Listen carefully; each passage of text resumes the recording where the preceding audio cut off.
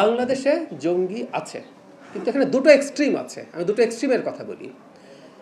আগের সরকারের সময়, মানে আমি ইন্টারিম কথা বলছি না, তার আগের সরকারের সময় জঙ্গি সমস্যাকে যেই স্কেলে দেখানো হয়েছে, এটা তাদের ক্ষমতায় থাকার একটা ন্যারেটিভ হিসাবে তারা ব্যবহার করেছিলেন যে বাংলাদেশে জঙ্গি আছে, জঙ্গিরা সব দখল করবে, সুতরাং আমি নির্বাচন করলাম কিনা দেখার দরকার নেই, আমাকে ক্ষমতায় রাখো। That was A narrative. এটা এক্সিজারেটেড হয়েছিল ওই সরকারের সময়। পরবর্তীতে যে সরকারের সময়, ইন্টারিমের সময়, এই আলাপ কেউ কেউ করার চেষ্টা করেছে যে বাংলাদেশে কোনো জঙ্গি নেই। এটাও আরেকটা এক্সট্রিম, এটাও ভুল কথা। বাংলাদেশে একটা পর্যায়ে মিলিটেন্সি, জঙ্গিবাদ ছিল, আছে।